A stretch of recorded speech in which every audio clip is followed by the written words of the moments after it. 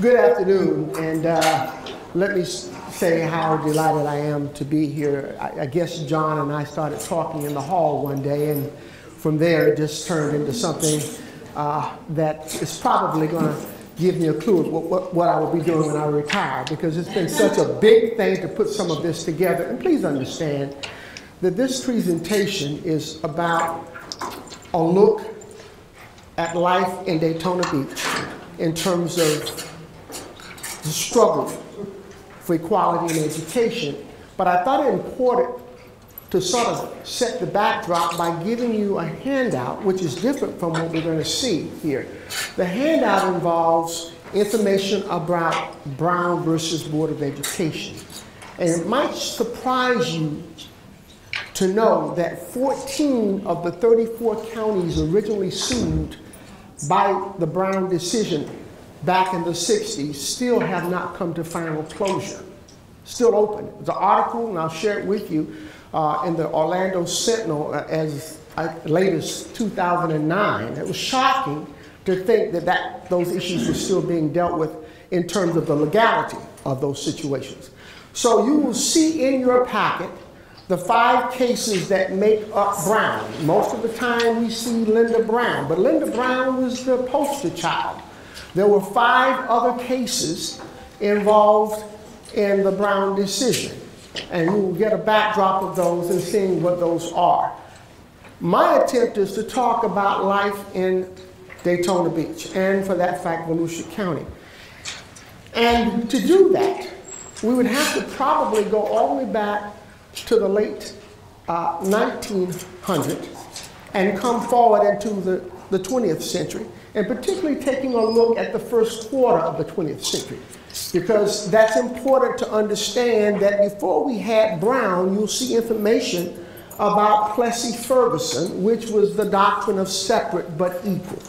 And so I've got some footage in here that you may find very interesting. It's about a 4-minute piece from a documentary that I think every person in education at every level should have. It's called The Road to Brown. And what's special about this is that the footage shot in this particular video was shot by the man who is regarded as the greatest legal mastermind, the greatest legal attorney by his colleagues of the 20th century. And his name is Charles Hamilton Houston. Few people know about him, but this is his story. And I only took a 4-minute clip out of it because I wanted to show you the introduction of it. But this is something that anyone who is an aficionado of history should have a copy of this. You can tell I bought mine a long time ago. They don't even have these anymore. I got to go buy a new one. This is a dinosaur right now. But we were able to kind of get a portion of that out of there. So without talking a little bit further, and I've asked some friends from the community to join me. I've asked some classmates and some persons who were in school with me as we went through that era of the 60s and integration. And I've also asked some persons who were our teachers and our administrators to join us, because I've often thought about what it was like to be a student, but I never really had the opportunity, even though I had a mom who was an administrator in the public county school system, never thought about what teachers went through. And that was an ordeal in of itself. And I hope with the presentation we can tie up some loose ends. And if there's some questions of me or from persons who were students with myself or some of the administrators and teachers who were here, we'll talk about it. So let's start the presentation really quickly here. And you've got the cover sheet right there. And first and foremost, I think I better use the other mouse. I opened this particular first portion with a matter of time to look at the 19th and early 20th century of African American education in Daytona Beach. So the very first school that we know of for African Americans was established in 1884. It was called the Daytona Colored School. And that school would be in place for a number of years. It would change names, it would change general locations, but it's the beginning of it. What's important to note about that is that at the time that school was founded, a year later, the oldest Baptist church in Daytona Beach, which is still in existence right now. This church was built by the ancestors of slaves. Mount Bethel Baptist Church, which is actually now on the corner of Martin Luther King Boulevard and South Street. It's there. And I want to kind of show you this picture because I'm going to come back to this picture in this particular segment because it has an important historical perspective about it. So here we have the school started a year before the church from that perspective. Then we move forward to 1904. And a lady comes into this county, in this city, by the name of Mary McLeod Bethune. She's actually wanting to open up a school. She first stopped in Palatka, Florida. And then they told her about fertile land in terms of Daytona Beach because they were building the railroad through here. And so that's why she came into this particular area. She starts the school with 5 little girls, $1.50, and it morphs into what we know it to be. Come forward. At her school, here's another point to be made. She was very big into industrial education, as were most African-American colleges in those days. In fact, when I was a little kid, I used to wonder why many of the schools had endings like A&M or A-N-N-M, agricultural, mechanical, and normal teaching schools. And so a lot of that was centered around that. So Mrs. Bethune had the vocational end from that perspective. This is an interesting shot that I took because I want to mention that as we come forward. She had a Sunday afternoon program that many people who know about those programs, I've got 2 people in particular who could really tell you about it. So it was called Sunday afternoon community meetings. And the kids would dress up. But what was interesting about that, and Mrs. Bethune had blacks and whites come into the school on Sunday. There were no segregated seats. Everybody sat together, and she would say it real quick, real clear. If you're here today to celebrate with us, we're all one. And I think it went a long way to having people understand not only the dynamic nature of this woman, but what she was actually putting into effect in this community. So I wanted to show you that particular slide. Moving forward a little bit more, we come to Cypress Street Elementary School. Because of the overcrowdedness of the old Daytona Colored School, there was a need to build a new school. And so this school becomes Cypress Street Elementary School, but then the future name is Bonner Elementary, where a lot of us in this room finished from, myself included. I got my first 5 years of training at Bonner. I see a lot of my colleagues in here nodding their heads like we're in Sunday school. Because people ask me all the time, and I say this unequivocally, please understand this. The first 5 years of educational training that I got at Bonner Elementary served me for a lifetime. I got the foundation. It didn't matter what kind of materials we were using, whether they were second-handed. The teachers never, we look at the names in the book. He said, don't look at the book, read the book. Whatever we have to work with, we're going to work. And they taught. And it made all of the difference in the world. They gave us foundational things that, we learned to read because they taught phonics. We had the basic principles. So when I had the opportunity as a 6th grader to lead Bonner, we'll talk about that. I was totally prepared to integrate any school because I had the foundation. I knew who I was, had a perfect foundation to compete with anybody. And so I think a lot of people who come out of that experience, and so I was going through some Bonner pictures, and I got to tell you this, as people were going through these pictures with me, I was not going to put this slide in. And they said, you have to put this slide in because there's my mother right there. There's my mother. And I didn't want to, do that. And so the people who were putting it together said, they're going to recognize your mother, so you might as well put it in there. So imagine going to a school where your mom taught. Okay? Imagine that for 4 years. And so I want to give you some shots of Bonner because it was an incredible experience. You could see our principal, LaRosa Smith. We had all kinds of programs at that school that dealt not only with the academic elements, the arts. We were just rounded students. We never ever thought about anything about what was going on outside in our society. We were there to learn, and it made all the difference in the world. So there's some shots that we put in the Bonner slide because we were taught to respect our elders. We were taught to to really care for our elders. When Thanksgiving came around, we made baskets, we took food. We were a village that was being raised the right way. And it made all the difference in our lives. Most of us who went through that understand that. So you see those slides that we have in there. One last one. There's Mrs. Smith. There was a lot of love in that school. There was a lot of love. And I say that because it did not matter what your socioeconomic condition was. Most of these schools in the African American community, the elementaries, had projects right across the street from them. And those teachers did not care about where you came from. They only cared about what you aspired to be. They would always tell us it's not where you start, it's where you end. And that's what they highly emphasized. And so it made all the difference in our lives from that standpoint. We had a reunion a few years ago.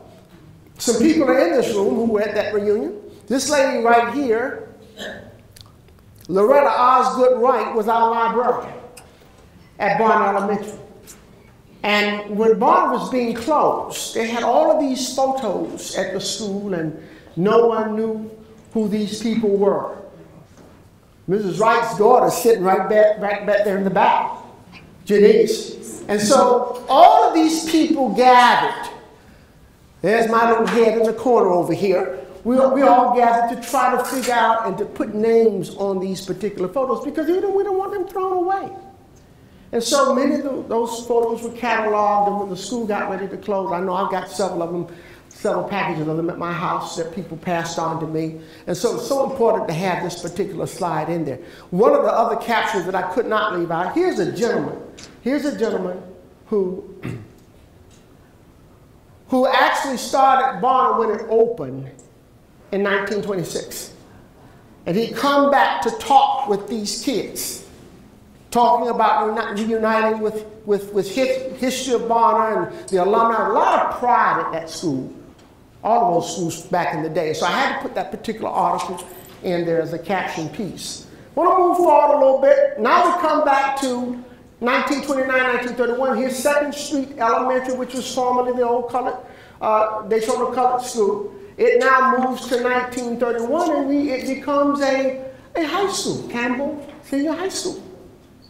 But what you must understand about this process of becoming a high school, it wasn't as it was or is today. African American kids could really only go to 7th grade. And when you reach 7th grade, in order to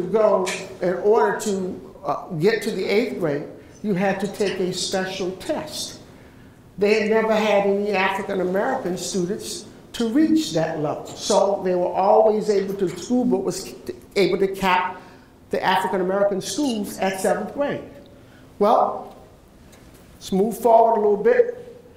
Campbell's name is changed, 2nd Street Elementary is changed to Campbell Street in honor of the speed racing legend Sir Malcolm Campbell. That's where it gets its name from. This is Campbell Street, the old Campbell Street High School, which is presently the Dickinson Center. This is when I look around and I see people like Harold Lucas, who can tell a story or two about that school. It was on Campbell Street. The location of it is still there today. It's actually the Dickinson Center today. And so in 1962, when the county decided to build a brand new Mainland High School, a brand new Seabreeze High School, they had to build a brand new Campbell High School as well. We'll talk a little bit about that also. So this is a signature picture that we have in the slide. Here's a special notation. 1934, the Francis Ronald Kaiser School. Significant because this is the laboratory school at Bethune-Cookman College. Mrs. Bethune needed a training school for her teacher education students. Now, it's interesting to understand that though she was a private college, she had to, like every other institution in this community, all of the schools were governed by the Volusia County School Board. the school board was the most powerful voice in education. And it's important because the school board superintendent at that time, who we'll see a picture of, was a very accommodating person for that particular era of time, and he had a great relationship with Mrs. Bethune. And so they established this particular school. I think I read somewhere in the 1936, she had over 150 African-American students at that school. And so I was telling John I got a special surprise for him as he and I have been talking. I pulled some papers up from the Mary McLeod Bethune historical papers. I'm going to give him copies of it. And you can see all of this information in there, John, because I know you would appreciate that from that standpoint. So we'll come back to why this is important when we see who this particular superintendent was. Turner T. Small, which began at South Street Elementary because of the overcrowdedness now of both Cypress Street Elementary as well as the old Daytona Colored School. They decided to build an elementary school in that neighborhood, a more modern school. And that school name was South Street Elementary. Today, it's still in operation. We know it as Turner T. Small. There's a shot of it right there. Again, another school in the African-American community that had, for its primary source of students, kids coming out of the project. Deprived socioeconomically kids, but ready to learn. Here's the person I want to mention. You remember I mentioned the 8th grade. The first African-American student to have an 8th grade education is this gentleman right here. And I look at my dear friend, Dr. Booker T. Williams, because he's been putting stuff out on the internet. You know, African-American History Month, the month of February, I have to tell Charlene, I get work harder than a Montana mule. Everybody wants you to speak during African-American. I've got 2 people right now who are trying to get me to come and speak to school districts.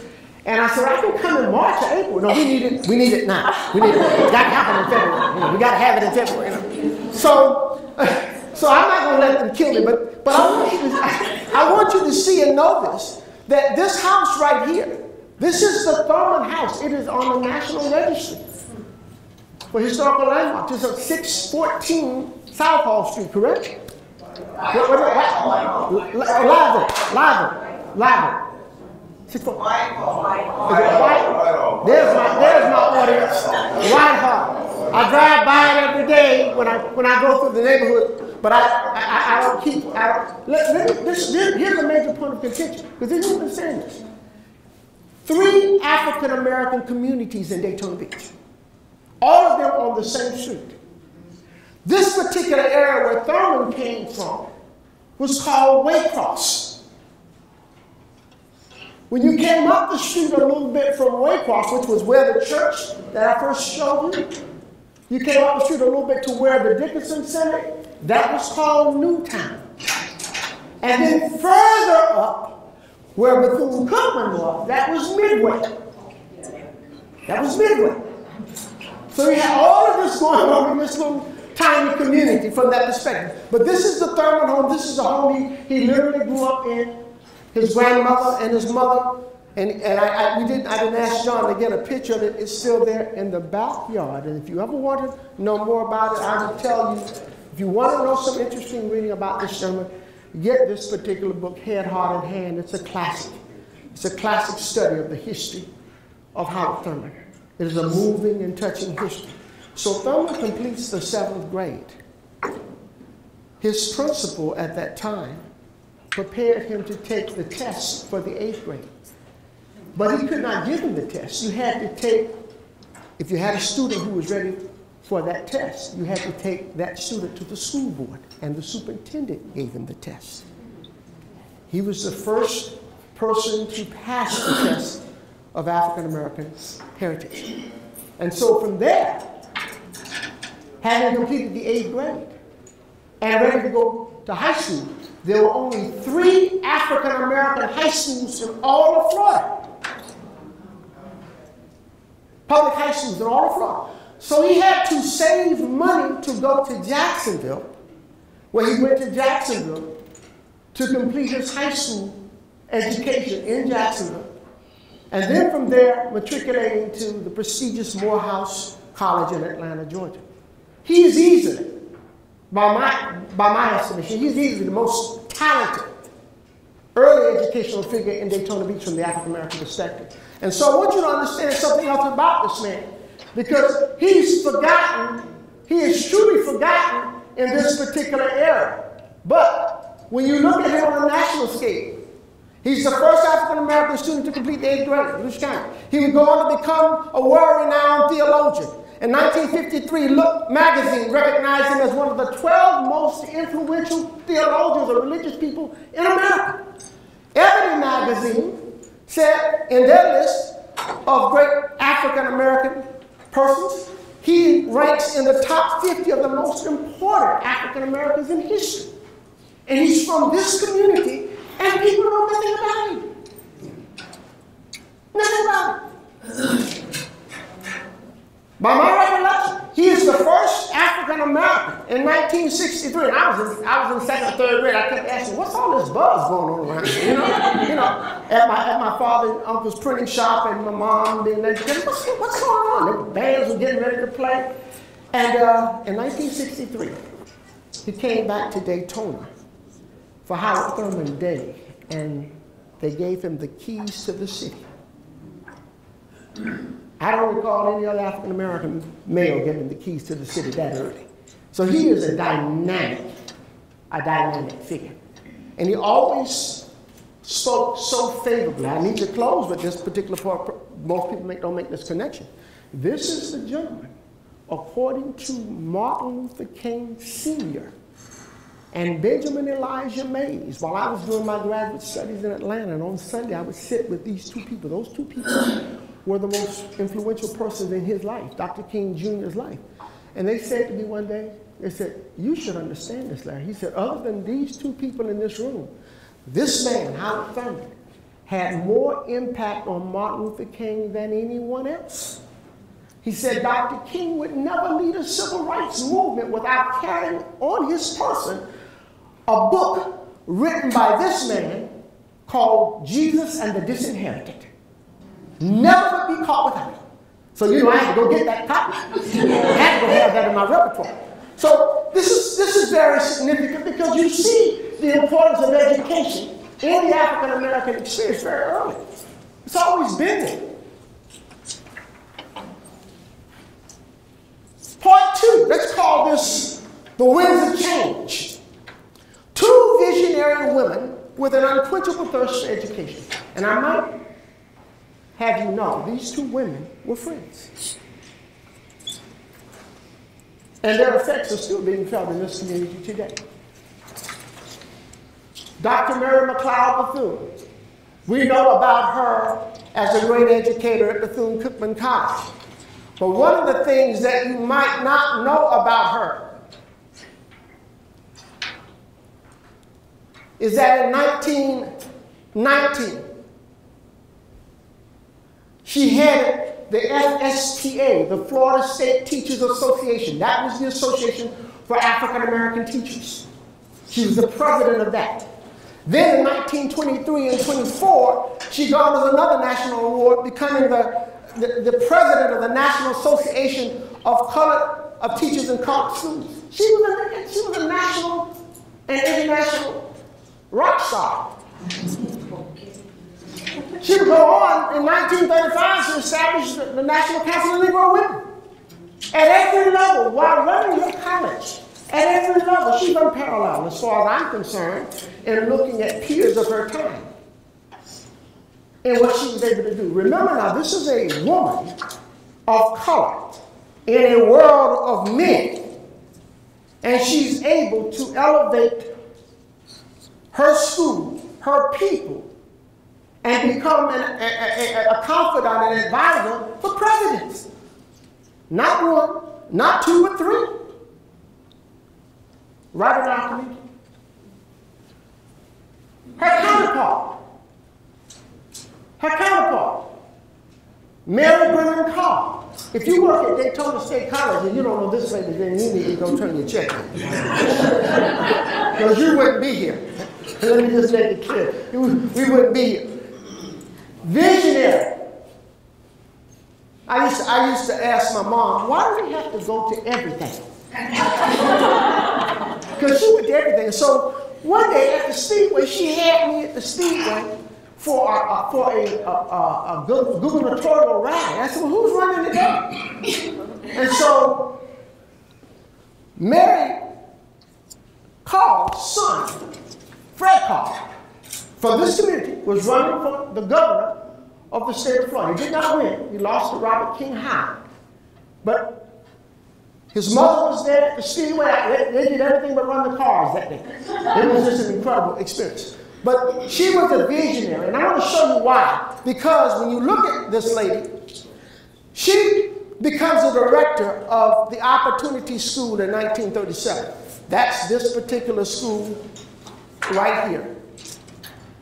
And this school, this vocational school, is what Daytona State College traces its beginnings from that perspective. In addition to that, it clearly says this particular shot comes out of the book that we have written by Chip Carroll called The History of Daytona State College. A lot of that is in there. But I found something else. And I don't know how I found this.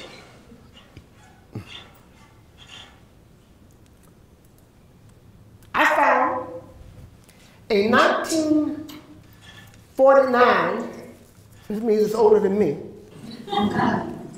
document about the Mary Carl School. 1949, on the inside of it, all of the things that she was doing then at that school. And so I tried to put some of those shots into this as well. And you can see some of the things that they were doing, Mary Carl Vocational School. You can see here we're doing cosmetology, same thing we're doing today from that standpoint. All kind of dye setting. We were doing photography back then at that time as well. All kinds of things were taking place right out here in this area known as where we are today, the Highlands area. That's probably why this area was selected as a site for Daytona Beach Community College. So two women, both who believe in industrial education, both who had whose mission was train them. If there are no jobs, train them anyway, the jobs will come. That was their founding philosophies.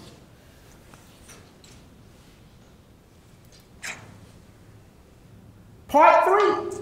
3 key Volusia County superintendents who served during the era of Brown.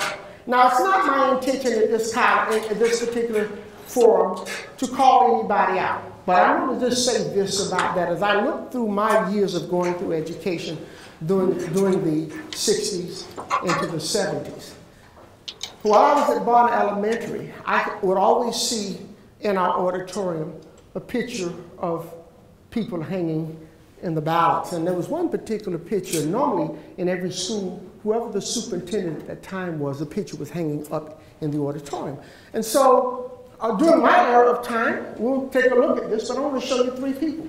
The first person, his name is George Marks. He's the superintendent that Howard Thurman took the test from. He governs from 1923 to 57. Notice where he's born now. Pay attention to some of this. He's born in Illinois. He's trained in Kansas. He comes to Daytona in 1919 specifically to be the principal of what we call at that time Daytona Beach High School, which is the forerunner to McLeod High School. It was down on Beach Street. That school would later be the school that I would be a part of integrating as McLeod Junior High School. But he's a dynamic principal. Note also what it says about him. It says he was he was a very capable administrator, able to run a school district with limited funds. But most importantly, he got along with people of all walks of life. Somewhat different. And so he stays in place for a number of years, and then comes the superintendent who was around during my era of time, John H. Smiley. Now again, every leader has periods during their leadership where they do great things and sometimes they don't do as great things. I think this man is noted for the building of schools. I think his building Mainland, Seabreeze, and Carroll Street, speaks volumes to his expertise. I think one of the areas that he might have been lacking in, and I'm only drawing this conclusion myself based on his background, because he's from Crescent City. And he really does not have a strong educational background. He becomes the mayor of Pearson, Florida, which then allowed, because all the power in the county at that time in Volusia County was on the west side of the county, where the county seat was. So he becomes the mayor, then he gets a position on the school board, and he becomes the chairman of the school board, and becomes very, very good friends with Superintendent Marks. And when Marks got ready to retire, Smiley decided that he would run. And he ran, and he won 3 consecutive terms as the superintendent. What is most significant for me is that at the bottom of this, in his assessment of his own career, Smiley said that his greatest challenge was the teacher walkout of 1968. Nothing about the desegregation of schools. I don't see how anything could be more significant than that. We'll talk about that momentarily. So here he comes in. And then the third person is someone we ought to know. Let's put it this way. We know his son. That's Will Dunn's dad. That's Will Dunn's dad. Raymond G. Dunn. He serves as superintendent twice, 69 to 74, and then again in 83. And what I want you to understand about Raymond Dunn, and this blows me away sometimes when I say this. When I finished high school and I had gone off to college, and many times I'd come home in the afternoons, and I would walk into my home, my parents' home, in the middle of the heart of the African American community. And I remember this on many occasions, more than 3 or 4 occasions. I would come in the door from Bethune-Cookman, probably trying to find something to eat, because I didn't like what they were serving at the college. And seated in that living room would be Raymond Dunn having a conversation with my mom. He was an incredibly gifted man. He understood people. In fact, he came here to play baseball on a 30-day contract for the D-Land Redhawks and decided he would enroll at Stetson. He enrolls at Stetson, gets his bachelor's degree, then stays and gets a master's degree, and he starts teaching at Maryland. And he begins to work himself up through the ranks. He works himself all the way up through the ranks. He's elected superintendent in 1968 because we showed you a little bit about that teacher walkout, which was really a major incident all over Florida. It was the largest walkout of teachers anywhere in America. I'm going to show you a picture of a football stadium that you see all the time. We call it today Camping World Stadium in Orlando. Back then it was called the Tangerine Bowl or the Citrus Bowl. I'm going to show you the gathering of teachers that had amassed at that particular facility to protest what was going on relative to education. And so, whereas Commissioner Smiley did not pay a great deal of attention to this whole issue of desegregation, Raymond Dunn comes in, and as a healer, I want you to see what we put here. We put down here, he was a healer. In fact, he talked about it. He said the divisions were so deep that he created a concept that he described a healing atmosphere. He was a consensus builder. He brought people together. And it made all the difference in the world. It made all the difference in the world. In fact, many of his colleagues, George Smotherman, who was the chairman of the school board at that time, and it should be noted that when the desegregation law had come down in 1970, we became a unitary school system because of this superintendent. He was a remarkable man. He was a remarkable man. Keep in mind 1970 when this happens. But he was a person who was a role model for harmony. That's what he was.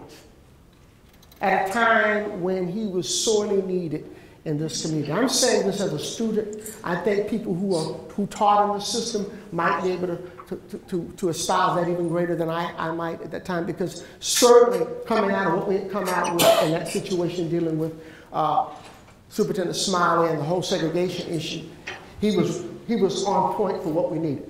So let's move forward real quickly. Road to Brown. I'll move through this real quickly. You all know, probably should know, the greatest challenge, the greatest era of challenge for Volusia County Public Schools, like most schools in the South, had to be this era of Brown versus Board of Education. So what did we say? We said 1896, Plessy Ferguson is the litmus test for every situation regarding race in America. And so what we have, I want you to see this little clip. I want you to see this little video because I hope you understand a little bit about this particular man, Charlie Houston.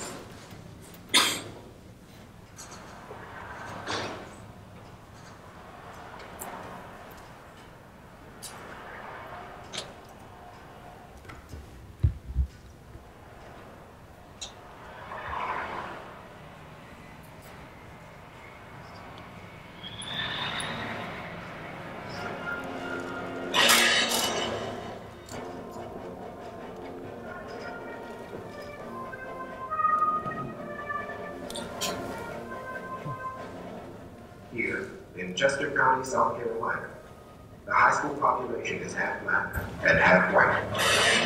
Many of the people don't come out of these doors like mad. Jeff Brown is the principal. It hardly seems remarkable today, but only 35 years ago, an integrated school with a black man as principal, not only would it have been unthinkable here, it would have been against the law. Few of these students realized that once there were laws which would have kept black and white children out of the same schools, off the same buses, and not too long ago, they couldn't even legally share the same drinking fountain. This is Chester County then, during the era of segregation, the era of Jim Crow.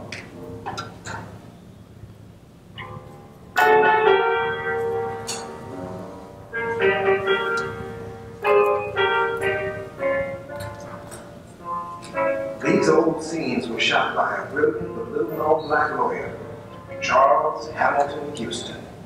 In 1934, Houston crisscrossed the South documenting inequalities between schools for whites and schools for blacks.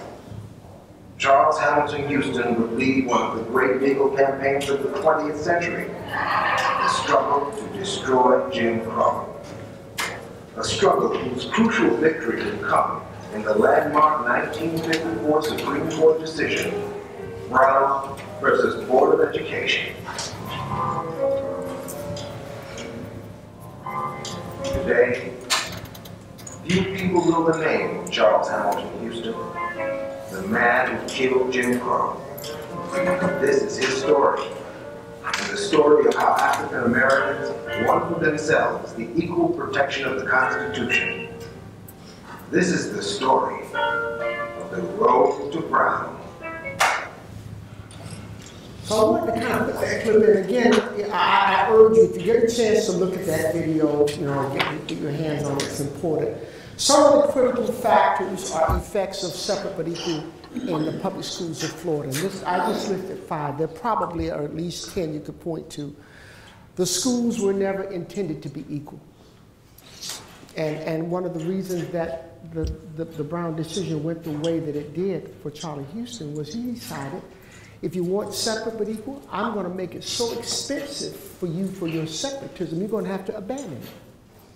We're going to make the Constitution make you abandon what you say you're going to do because you're going to have to put your money across the aisles.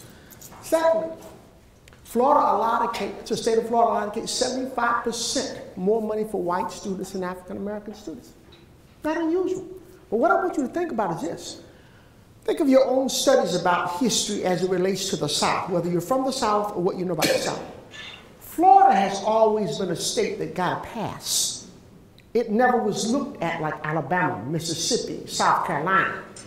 But Florida was just as dominant in its restrictions of the rights of people as any other southern state. Very important point to make. The state of Florida, as documented in that video that I just showed you, the state of Florida segregated the textbooks used by African American and white students. Yes. African American teachers were not paid nearly as much as their white counterparts until 1940 in Volusia County, when they finally got on fairly equal footing. And number 5, some of you may have never heard of these types of schools, but they're all over Florida, and I have a book right here that's a common book. It's called African Americans in Florida. And in this particular book, they talk about strawberry schools. Schools in counties where certain times of the year they would end the school term early because they had to go pick fruit. So you had situations, as it says here, in some cases, for African American children, the semesters were shorter, and in fact, in some hard times of hard financial need of money, the money was saved by not even operating the schools at all. So a lot of this is still a part of Florida's history. So when we get the Brown decision, Chief Justice Earl Warren, I open my classes with this all the time this semester. I tell them that I'm a brown baby, not just in my hue of color. I was born 17 days after this law passed, and it affected my life all through my formative years. And I think it's a point of enormous contention. Because sitting in the back of the room, John Reeves, who is the photographer for Bethune-Cookman, John may very well have been and may be the first African American to finish our photography program here at Daytona Community College.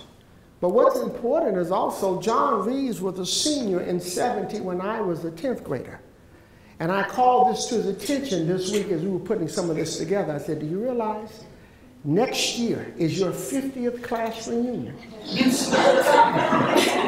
Now, what's interesting about that is this. He knows that, and I know that, because I'm right behind him. But the issue is this. His high school was closed in '69 at Carroll. They had already voted for their officers.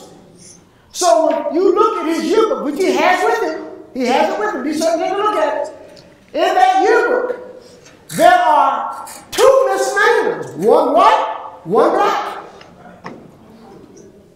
So I'm waiting to see what's going to happen in this reunion next year. That's what I'm waiting on, from that standpoint. So it's important. So we know about the Warren Commission report. Here are the 2 attorneys you know about. Thurgood Marshall. We talked about Charlie Houston. Charles Hamilton Houston taught Thurgood Marshall. And one of the precursors for Marshall, like many of the attorneys going to Howard Law School, was that those attorneys had to know the Constitution forward and backwards. He demanded that. Because he was gathering the forces to fight a war. And he needed people who understood that. And so here's what Charlie Houston says about that. Check this quote out right here, where he says what he says about discrimination.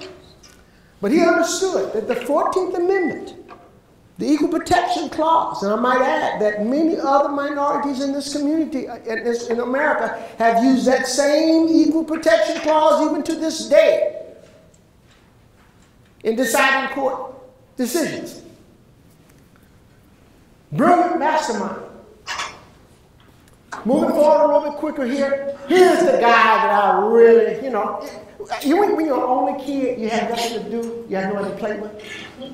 And then when you're only kid and your parents, educators or what have you, I tell my class, this is the first they don't believe this. I said, you guys don't get it. Y'all got everything today. Y'all do nothing with it. You do nothing with it. I said, let me tell you what's the likelihood of having a set of African American parents and both of them had college degrees in the 40s. And I wondered why they were such loving maniacs about education. And so each and every day that I would leave home, my dad would say to me, have a great day. and be able to tell me something that you learned at dinner, you know. And I got that all the time.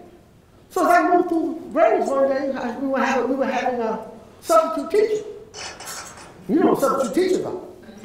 So I told him, I said, Dad, you know, we got a sub today. He said, let me tell you something. I don't care if it's a chimpanzee teacher. You better know some chimpanzee when you come home. That was the mindset. That was the mindset about learning from that perspective. This guy right here, the reason I say that, and if you want to have some fun and you don't know a lot about Florida, do yourself a little favor. Do a Google search of the governors of Florida. Just Google the searches of governors in Florida and look at those governors, not just their names, look at their platforms and the area that they served and what types of things they got accomplished. This man right here was the most liberal Florida governor that I had ever heard of. He was out of Tallahassee, Florida, and he believed in serving the people. I'll tell you something about him, something else when we get to talking about Daytona State College. And so he governed from 1955 to 1961. And he was more of a moderate to a liberal. He said this, in the 20th century, no period in the growth and development of American education was more exciting and provocative than that period of 1955 to 1965. And he was fortunate to be a part of it. Truly one of the great governors of our time. Now, someone asked me about the lawsuit. We had a newspaper reporter by the name of Valerie Whitney, who was an educational beat reporter at the old News Journal until the News Journal got sold. And Valerie used to come out to all of our African American programming at the college, and I got to know her really, really well. So she was doing this piece on the integration lawsuit of 1960. The suit was entitled Tillman versus the Public School Instruction of Volusia County. The Tillman in that, because as much as the case was with Linda Brown, most of these lawsuits were attached to people whose jobs were safe. Reverend Tillman was a pastor at Mount Bethune, and his son, Eugene Tillman Jr., a year younger than me, is the plaintiff in the lawsuit. But there were 34 other Halifax residents whose names were affixed to that. So Valerie came running to me. She said, Larry, I didn't see your name. I didn't see your name on the lawsuit. I said, no, you probably would not have seen my name. You probably would not have seen my name. I said, I remember my mom and dad having some discussions about it, but I wasn't supposed to be hearing it. I was just standing by, by the door, listening, because you knew not to be in adult conversations. But I think the idea was those 34 people who did affix their name to that particular suit, they had the same thing in common. Now, I must share this with you because this is a point of enormous impact. My world of growing up in Daytona Beach, though I grew up in the African American community, was to me somewhat strange because while I had a mom who was an educator, I had a dad and an uncle who ran a printing shop. So I forever saw black and white interaction all of the time. It was nothing new to me. In fact, one day, as I had matriculated to Mainland Junior, I looked out of the window and I saw my 8th grade teacher, a white female teacher who taught history. I was like, oh, Jesus, what is she doing here? What is she? I thought she was coming to talk about me. She was actually coming to the printing shop to get some printing done. And so they would put my heart back in my chest. Okay? But shortly after that, she made one of the most unusual requests of me. She came to me in the classroom, after class, she said, Larry, I need you to do a favor for me. Would you ask your dad and your uncle if the students of this class, integrated class at Mainland Junior, if we can take a field trip to your father and uncle's printing shop? And I'm thinking, why do you want to go there? That's not no field trip, not for me. There's nothing fancy about that. So I asked my dad, he and my uncle said, certainly. So all of us, the kids, walked from Mainland Junior, short walk from Mainland Junior where we were. What astounded me were the numbers of my classmates who were not African Americans, who were absolutely mesmerized by that tour going through that printing shop. And I'm looking at them like, I don't know what y'all find so fascinating about it. But I really look back on it and think about that from that perspective, because that was a significant point of importance in my life. So here we have the school board situation, and let me move through this real quickly. This is the school that was targeted initially for integration, because all of the Lawsons at that time sought to integrate in elementary school, particularly the first grade. And so this school right here, Volusia Avenue Elementary School, sits right now on the corner. If you're driving down ISD and you come to Bethune-Cookman and you see the Mary McLeod Bethune Fine Arts Center, that's where that school was. So for 5 years, I had gone to Bonner Elementary. And so in 6th grade, I got a chance with several other African-American students to integrate the school. All I had to do was hop across the fence and I was there. That was my Linda Brown story, okay? But one of the things I first wanted to see, and my mom heard me talking about it, I wanted to go to the school because they had lockers. She said, "That's what?" I said, "Lockers." She said, "You're not leaving anything in the locker." Because the African American schools elementaries did not have that. And so this was a wonderful experience for us when we integrated this. And many of us who integrated the school would then matriculate from Volusia Elementary School downtown to Bay Street to Mainland Junior High School. That's where we went after we left Volusia Avenue. So the whole point of the lawsuit for Volusia County, and understand this really quickly. Understand this really quickly. Brown passed in 1954. Volusia County schools delayed integration of public schools for 16 years. We were among the last counties in Florida to integrate schools. That is actually stipulated, documented in the actual finding of the lawsuit. So you have all of these things going on here at that particular point in time. Many people thought, the school board thought that by admitting these two African-American girls to first grade, that would be the imprimatur for them to win the lawsuit or have the NAACP lawsuit thrown out. And it did not. It did not. It did not. It did not. And so as you move forward and looking at this, and let me just say to you, those of you who want to copy this, this is a live link. And in fact, you'll be able to get to the ULR and pull this up anytime you want to. So we'll make that certain. That's why I don't worry about printing all this stuff out. So here you see that Volusia County's intent was to start to integrate or desegregate in 1963 and do the remaining integration stair-step over 11 years. So therefore, that plan had been put in effect. They would not integrate the schools until the 74, 75 years. Well, quite naturally, the Justice Department said absolutely not. At that time, it was HEW, Health, Education, and Welfare. And they said, no, that's not happening. That's not going to happen. And so you see what began to happen as we moved through Florida. Many counties in Florida had what they call the freedom of choice plan. But that did nothing to create a unitary school system. It just meant people could go to different schools that they wanted to go to. It was still not bringing about this whole idea of supposed integration. So finally, on February 1st, 1970, Volusia County was one of the last counties, as I said before, to actually integrate from that perspective. I want to show you some of the pioneers of the struggle.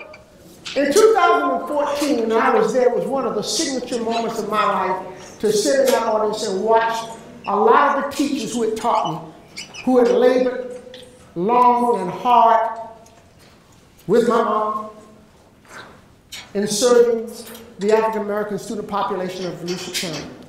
And Bethune-Cookman recognized, they honored 78 educators, of which 38 were there present.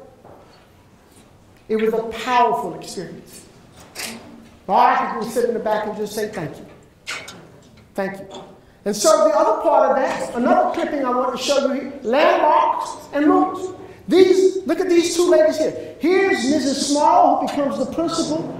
The school is named after Trinity Small. Here's my principal, M. Evelyn Bonner. And this lady right here, Joseph Q. James. Almost every young child in Daytona went to that kindergarten. That was our foundation. And so it's so great to see the historical articles. And you see who's writing these articles? Valerie Whitney. She covered that era of time real well. And she was not from this community. Tragically, this was the last slide I added to this presentation yesterday. This talks about, back it up a little bit, this talks about the closing of New Smyrna High School. The focus of this was on Daytona Beach, but in New Smyrna, in DeLand, you had the same things going there. You had African-American high schools and middle schools, etc. And so they closed this particular school in 1969, Chisholm High School. This gentleman right here died last night,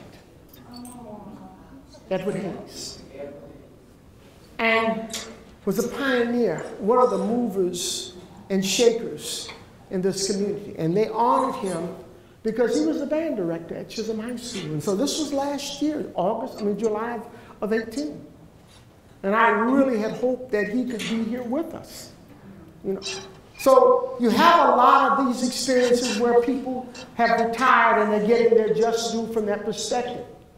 So when we have the lawsuit and it goes into the creek, here's the new Mainland High School. These other schools, Chisholm High School, Campbell, Southwestern, they all closed. They all closed. Everybody's bus to Mainland. My 10th grade year, John's senior year at Mainland, it was like something I never experienced. I went to school as a 10th grader at 12 o'clock and came home at 6. Because we only had 2 schools. We had Mainland and Seabreeze. There was no Atlantic, there was no Spruce Creek. And that went on for 3 consecutive years. 3 consecutive years. John smiling back there. He would get out of class, and everybody else was figuring out, what was we supposed to do? John said, I'm going to play basketball. He was on the basketball team. So he always had something to do from that standpoint. If you get a chance, take a look at that yearbook, because I asked him to bring it. So this is what happened to those schools at that point in time. Even though Volusia County resisted for 16 years after Brown, integration was for the most part somewhat smooth at certain schools. That needs to be qualified. At certain schools. I think Mainland might have been one of the models, and we had our days at Mainland. But part of the reason that Mainland was a model is because people like Harold Lucas, who coached football at Campbell, he came over to Mainland as an administrator. The principal of Campbell at that time was a white male who had been at Seabreeze High School. His name was Jack Surratt. I have a picture of him in here. But the other thing that made it smooth was the 68 walkout between the teachers. It created a bond between many African American and white teachers. Because they were fighting for the same thing. And most people think they were fighting for money. They wanted materials to teach with. They wanted improvements in their classrooms. The other part of it, the leader of the Volusia Education Association was LaRosa Smith, who was the principal of Vaughn Elementary. She walked out with the teachers.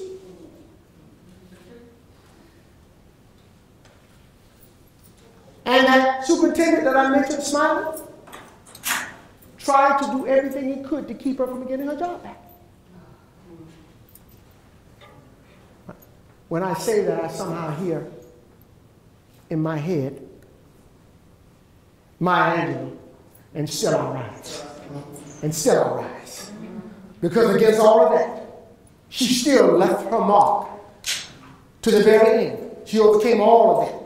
But she was one of the healing forces in why some of this became a smoother process than we thought from that perspective. Here's the teacher Here's some images of the teacher. This is one of the rallies of the teacher walkout. Black and white folks fighting for the same cause. I want you to look at this particular picture. Same concept. People fighting for the same thing. This is the Orlando Citrus Bowl, today what we call Camping World Stadium. Over 35,000 teachers, the largest gathering of any state in the country, fighting for a common cause. That's an aerial view of it. So those things were significant.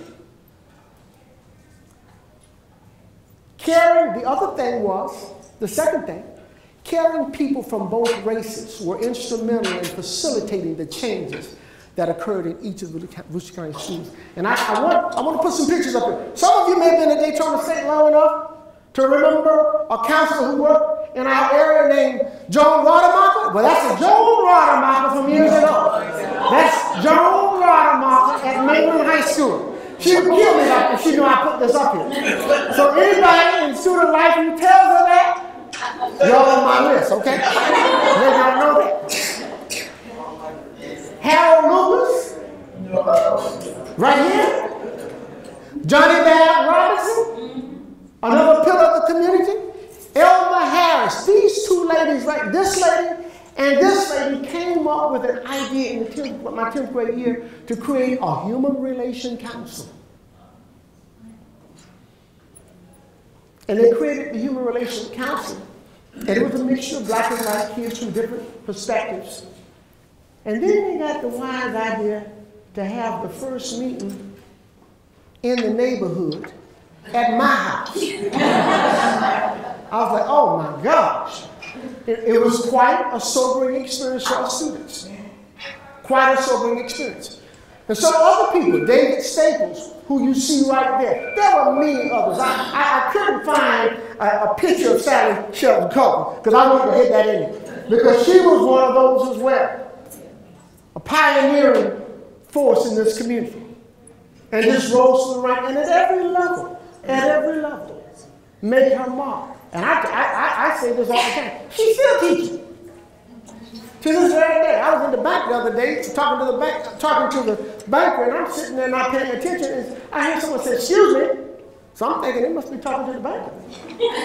Excuse me. I said, what is going on? So she gets up, she says, excuse me. I look, I said, oh, how you doing? How you doing, Miss Culver? But she was one of those pioneers, and had I had a picture, and I'm going to find a picture to put in this presentation. Let's move forward to the ending part of this. Here's Jack Surratt right here. Here's the Rosa Smith that you see right here. And now let's come into community college. Because this is the thing. Community colleges were in vogue. This is according to Governor Leroy Collins in the 50s and 60s. All over the country, people began to build these schools. And so here we go in Florida. Now here's a point that you need to understand because some people miss this. They miss this. In 1957, when the Florida Community College Council brought forth this idea of this document that they call the Community Junior College in Florida's Future, and they began to do this study, what they were trying to actually do in the study, they were trying to find out. They wanted to put a community college within a 50-mile radius of all of the highly populated areas. Halfway through the study,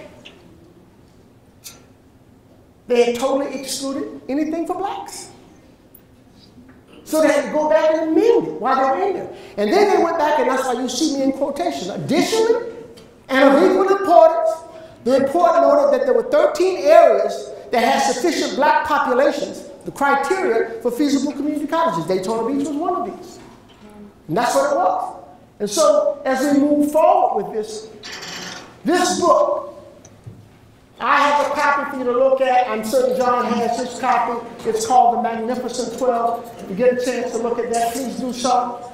And this is the history of those African-American community colleges. But let me suggest this for you in case you didn't know this. Each of these schools, when they were founded, each of these schools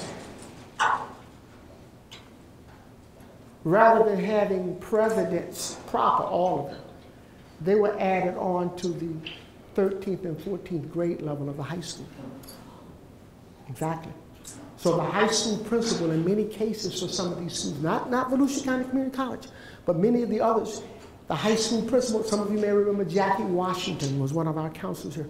Her father was principal of Rosenwald High School and was also president of Rosenwald, or what they call Bay Rosenwald Junior College. He was both. They had to wear dual hats. And a lot of that was because they were not initially formulated into the plan of being a part of that Great 28.